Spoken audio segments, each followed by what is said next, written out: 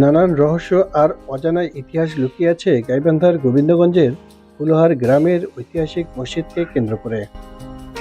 এই মসজিদটি কবে কখন কে নির্মাণ করেছিল তার কোনো সঠিক তথ্য পাওয়া যায়নি এখনো। লোকমুখে শোনা যায় গায়েবীভাবে নির্মাণ হয়েছিল এই মসজিদটি। 3 গম্বুজ বিশিষ্ট এই মসজিদ মুসল্লিদের নামাজ আদায়ের উদ্দেশ্যে নির্মাণ করা হয়েছিল তাতে কোনো সন্দেহ নেই। মসজিদ সংলগ্ন উত্তরের দিকে একটি ঘর রয়েছে যা দেওয়ান ঘর নামে পরিচিত। ধারণা করা হয় ঘরটি ব্যবহার হতো ইসলামী শরিয়ার বিভিন্ন দিক নিয়ে উচ্চ মার্গীয় আলোচনার জন্য।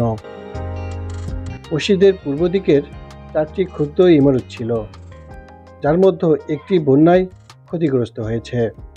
3টি এখনও কালের সাক্ষী বহন করছে।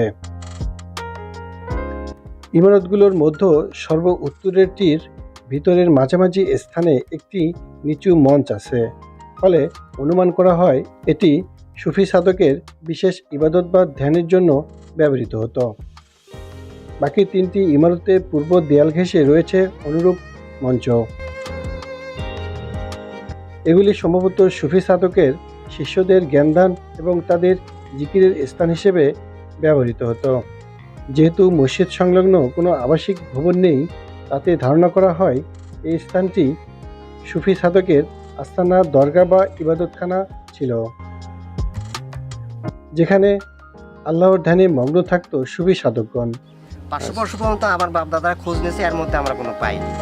তবে একটা সাইনবোর্ড ছিল, দেশ স্বাধীনের পর সরকার থেকে লোক আসে সেই সাইনবোর্ড নিয়ে যায়, নিয়ে গেলে মহাস্থান জাদুঘরে রাখে। আমার এখানকার লোক অনেক বহু লোক যাদের দেখে আসছে।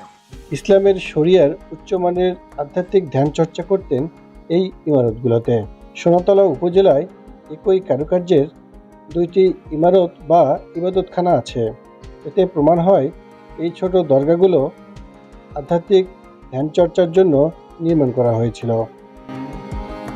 মসজিদের সামনে একটি সমাধি রয়েছে, সম্ভবত তিনি দেওয়ানঘর এবং মসজিদটি নির্মাণ করেছিলেন বলে ধারণা করা হয়। তবে কোনো শিলালিপি না থাকায় এই সাধকের পরিচয় এখনও পাওয়া যায়নি। এ ধরনের অনাবাসিক খাঙ্গাঘরের কিছু উদাহরণ পাওয়া যায় মিশর ও অন্যান্য দেশে।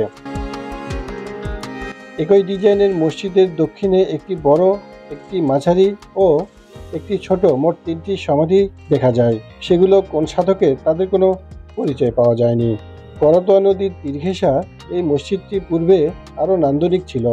ধারণা করা হয় এই সাধকের আবাসস্থল মসজিদের আশেপাশেই ছিল, ফলে করতোয়ার করাল গ্রাসে কালের পরিবর্তনে নদীগর্ভে বিলীন হয়েছে। 3 গম্বুজ বিশিষ্ট এই মসজিদটি কালের সাক্ষী বহন করছে এখনও।